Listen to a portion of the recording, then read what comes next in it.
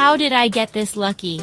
There I was, just wandering into a lively bar somewhere in the Philippines, music playing, drinks flowing, laughter in the air, and then I saw her, the most stunning girl in the entire place, young, radiant, and different, like she didn't quite belong there. So I bought her a drink, we talked, we laughed. It felt like something out of a movie. And then she leaned in close and whispered something I'll never forget. I'm a cherry girl. Welcome to Explore the Southeast. This channel focuses on the socio-cultural issues in Southeast Asian countries. In addition, we bring to you the best destinations for travel and leisure in the Southeast. So if this is what you're looking for, click on the subscribe button and join us on this journey of exploration. The topic for today's discussion is titled, Cherry Girls in the Philippines, Virginity for Sale. Now, before we go any further, let me be clear. This is not a video promoting prostitution, and I'm not here to shame anyone, neither the women nor the men involved in these arrangements. I'm simply here to tell a story that many are too afraid to say out loud. If you're sensitive to this kind of content, you might want to click away now. But if you're curious about the untold side of nightlife in the Philippines, then stay with me, because I'm about to expose something most people don't want to talk about.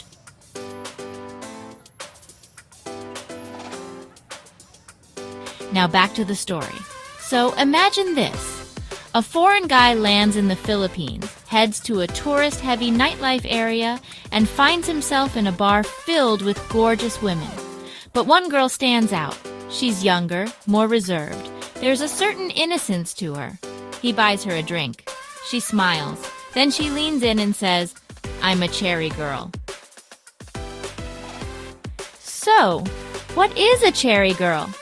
In simple terms, it's a bar girl, usually young, usually from the provinces, who claims to still be a virgin. And yes, she's offering to sell that virginity for a price. It sounds shocking, right? Absolutely. But let's unpack it. Who is she? She might be 18 or 19, often from a poor background, trying to survive or support her family. She's been medically tested to confirm her virginity, at least on paper. However, virginity doesn't always mean innocence. Some are truly shy and inexperienced. Others, they've just saved that one thing for the right bidder. You can sometimes tell by their behavior. If she avoids drinking, avoids parties, avoids one-on-one time with customers, she might be holding on to something special. But in places where everything is hyper-sexualized, appearances can be deceiving. What exactly is she doing? She's selling the first-time experience to the highest bidder. Some ask for 50,000 pesos. Others go as high as 100,000 or more. That's around $1,000 to $2,000. She works in a bar to increase her chances of finding someone who's both willing and able to pay. Sometimes, she just ends up getting a few drinks and flirty attention, but sometimes, someone says yes. Once the deal is done, she might use the money to go to school, support her parents, or start a new life. Or she might stay in the nightlife scene. That's unpredictable. Now here is the big question. Why would someone do this? That's the million peso question. It's actually not a new concept. In Exodus 22:16, the Bible talks about a man paying a bride price for a virgin he sleeps with outside marriage. Across many cultures, virginity has long been tied to value, sometimes tragically so. We see it even today. There are viral stories from China about grooms being asked to pay $30,000, $40,000 in last-minute dowries. So for a young Filipina with no access to student loans, no connections, and a pile of responsibilities, this might seem like her best shot. She sees her virginity as the one asset that can bring in real money. Some may judge that, but put yourself in her shoes. What would you do if this was your only way out? Let's get real for a second. Relationship psychologist Dr. Stephen Terriman says that all relationships are transactional. Men offer time, money, and attention. Women offer connection, care, and intimacy. The only difference is how visible the transaction is.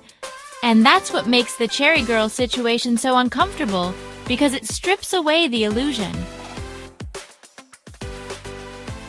There's no subtlety, no slow romance, just business. If she had met a rich boyfriend who took care of her, helped with tuition, and maybe married her, people wouldn't be so uncomfortable. But because it's straight up cash for virginity, it hits harder. When I think about cherry girls, my emotions are mixed, but one feeling stands out: sadness. To me, virginity is something deeply personal, something sacred. It's not just a physical act, it's an intimate milestone that ideally should be shared in love, trust, and commitment. Seeing it reduced to a financial transaction feels profoundly disheartening. It's like watching a meaningful gift being wrapped up and sold in a marketplace.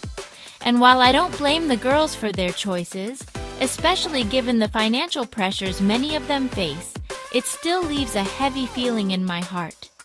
What saddens me even more is that many of these young women may not fully realize their true worth. Their value goes far beyond a price tag or a one-time payout. They are more than a moment of curiosity or desire for someone else.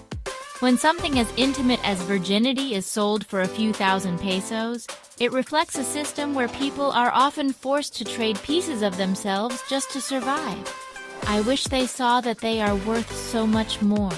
Worth dreaming big, pursuing education, building a future they're proud of. Ironically, in a world drowning in hyper-sexualized content, these cherry girls stand out strangely.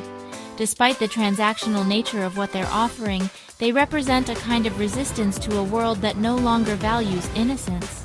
It's a complicated kind of purity, wrapped in contradiction, but somehow it still makes people pause.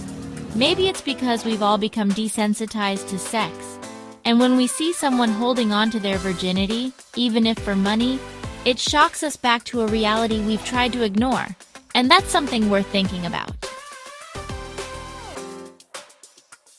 What do you think? Let me know in the comments below. I read every single one. Before your screen is a video about why Filipinos sleep with foreigners. It's an eye-opener.